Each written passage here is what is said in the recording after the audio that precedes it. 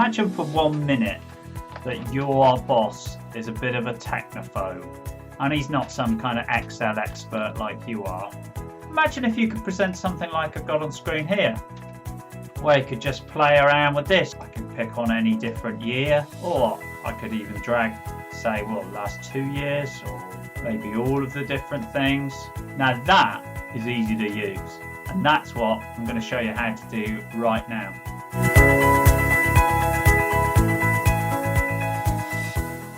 In this video, I'm going to go through how to use slicers and timelines. You can download the very spreadsheet I'm working on by clicking in the link below, and I'll send that straight to you, and then you can either work along or you can do that at the end of the video. I'm John, this is Up for Excel on PivotTable Labs.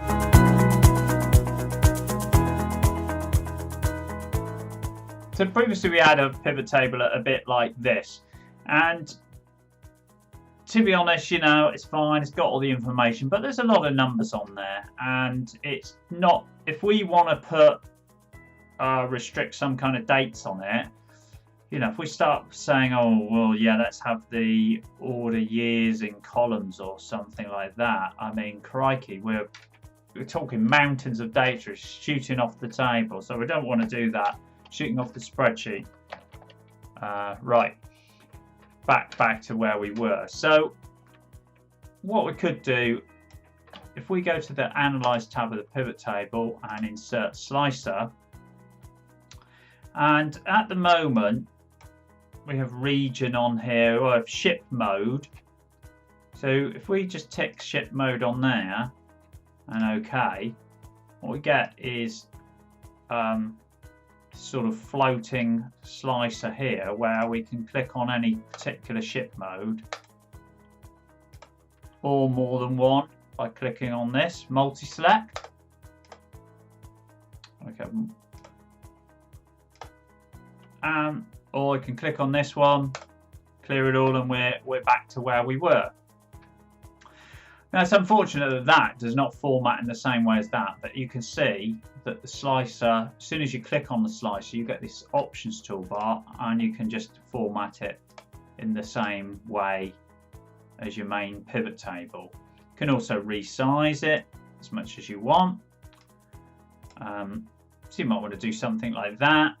You might want to, for example, insert a few rows at the top and chuck that one in there. It's not looking great, so I'll just show you a few of the options on here. So the main ones are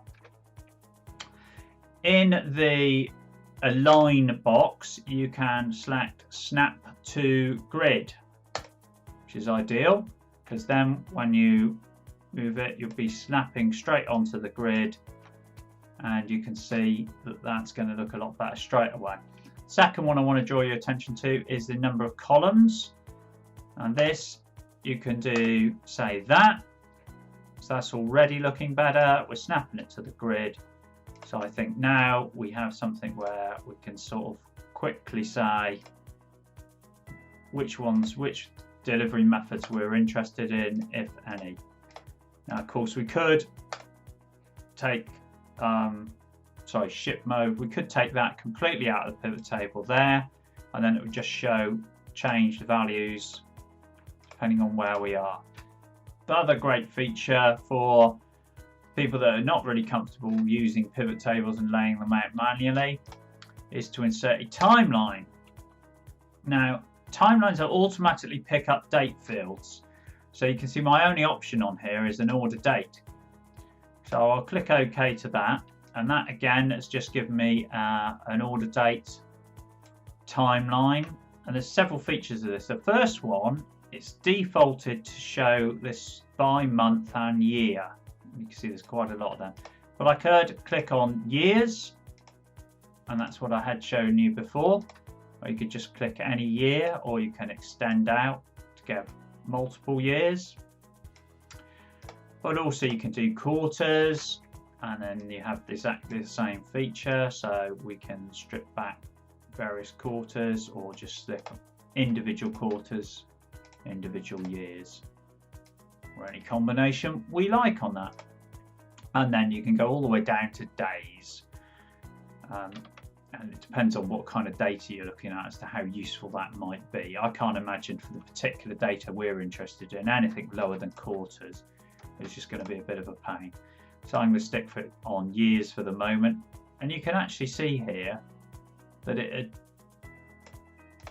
you go to quarters and you pick something fairly obscure and then go back to years, you can see you've got parts of years on here and a statement of what it is. You can click on this bill, clear the filter, which will give you go back to everything. And there's basically the same sort of options when you click on here as you had on a slicer. So you've got your star one, so we would probably want to do something like that to match it up with the rest of our pivot table. And we can again do a line, we can snap it to the grid. It's ideal. I've just taken it off, in fact. So snap it to the grid there. And we can take off things like the header, which I don't think is particularly useful. So that might be worth taking off. The scroll bar, if we do that, it's probably worth it.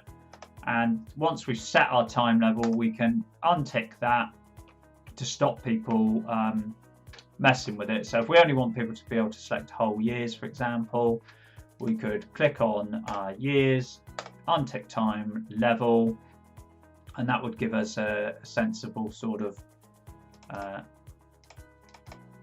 buttons for people to push by year. Now what we could do, for example, here is move this around. So put this on up here. I personally think 3 columns, insert a few rows at the top. So we'll do that, and we'll put that up there and just resize it to that. Obviously we're going to need another row. And there, I think that's a pretty good pivot table. So that's all years, all delivery types. We've got our grand totals. We've got some nice summary totals. I think that's a pretty good looking report. And I think even my grandma probably find that easy to use.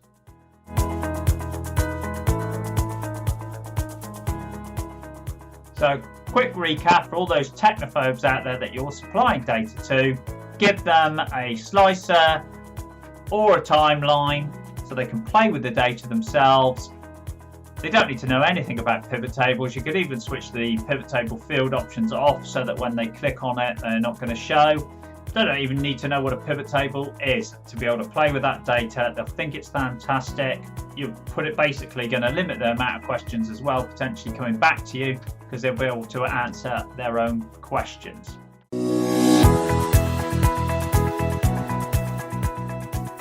Remember that you can download this spreadsheet yourself and have a play around. I'm going to leave it with all the finished examples in it as well. So you've got great examples there of various different formats that you can use and layouts. In the next video, I'm going to be going into a lot more detail about pivot table formats and how you can make your pivot table look good. So make sure you subscribe, hit the bell icon. You don't want to miss that. You've been watching John on Up for Excel, where I'm going to help you get your Excel skills up so you can get these task times down.